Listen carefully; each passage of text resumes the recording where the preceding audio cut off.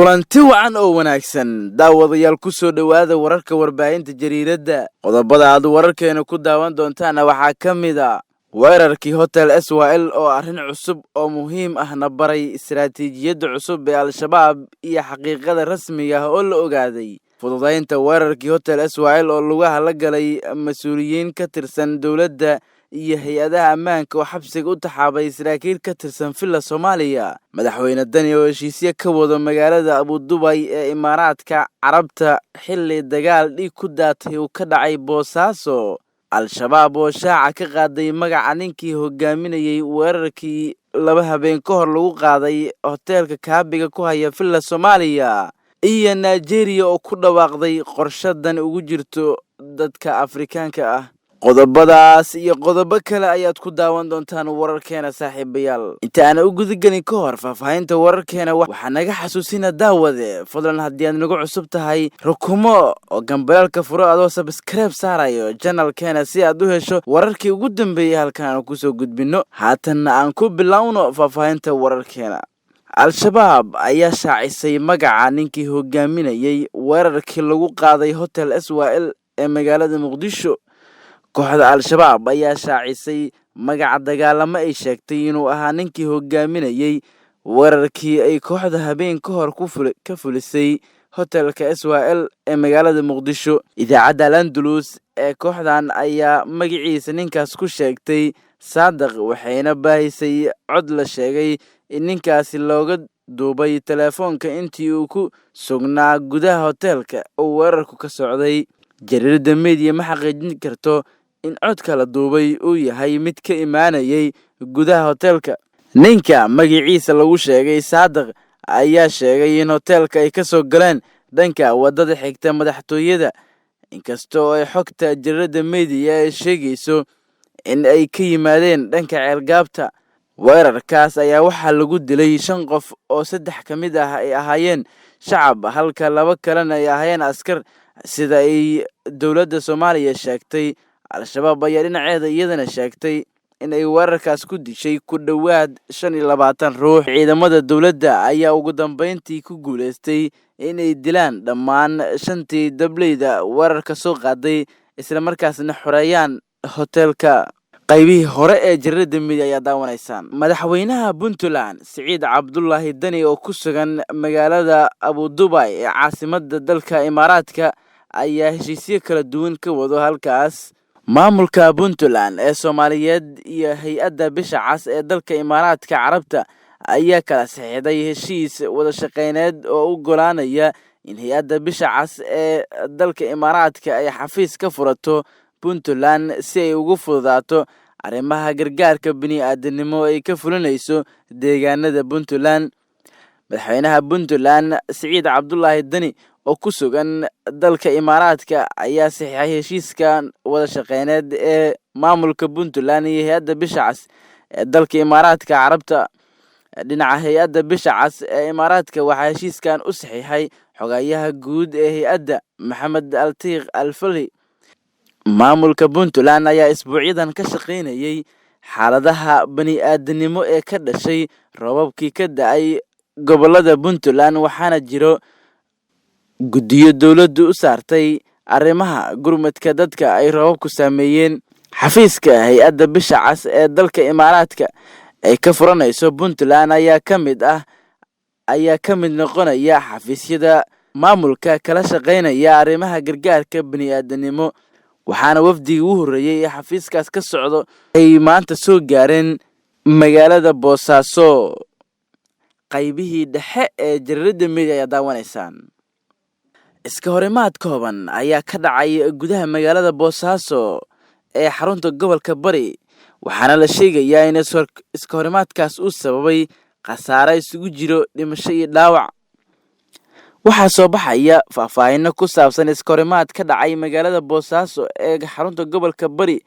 kaas oo sababay dhimasho iyo dhaawac soo gaaray dad shacab ah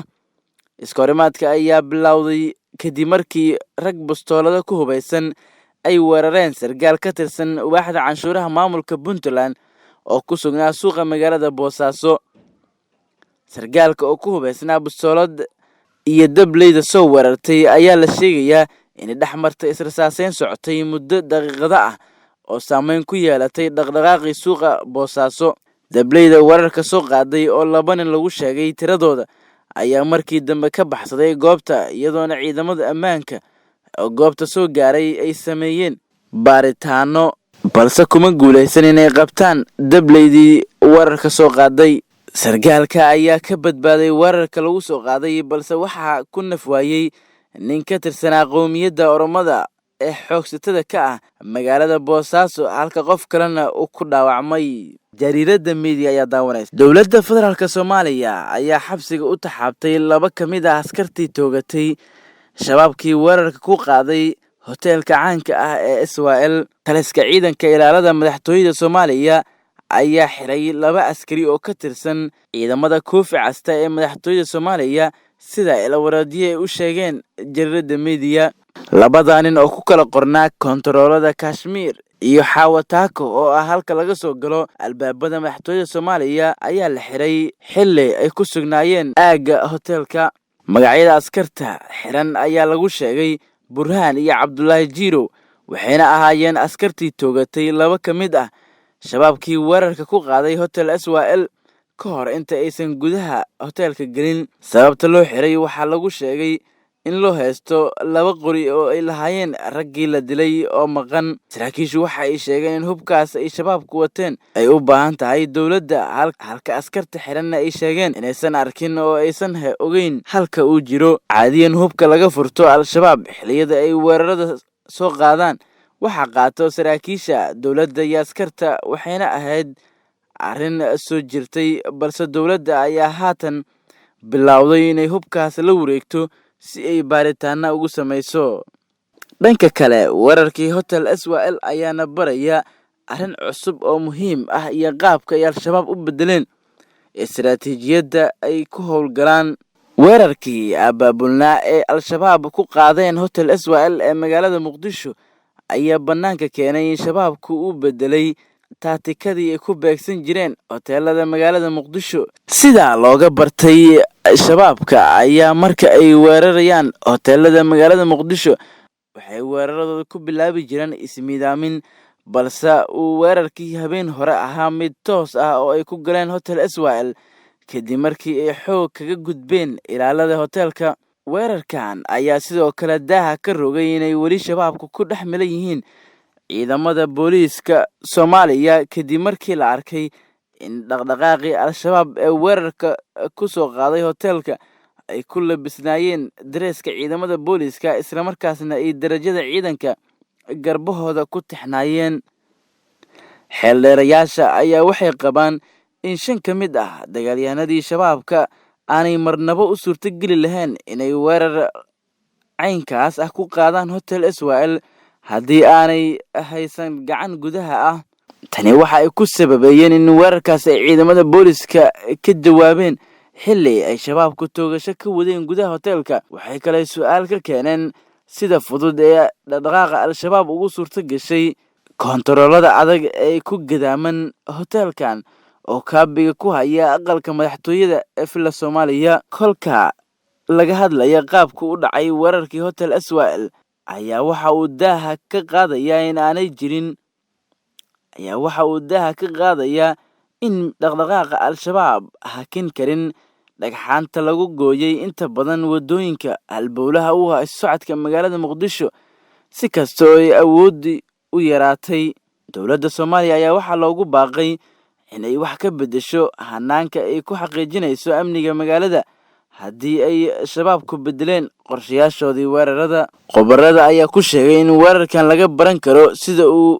ugu khasaare yar yahay weeraradii kale hoteelada lagu bartilmaameedsan jiray, sababta oo ku aadan weerarkan oo aan isqarxin ku bilaaban. Inkastoo ay qabaan in laamaha ammaanka ay qarinayaan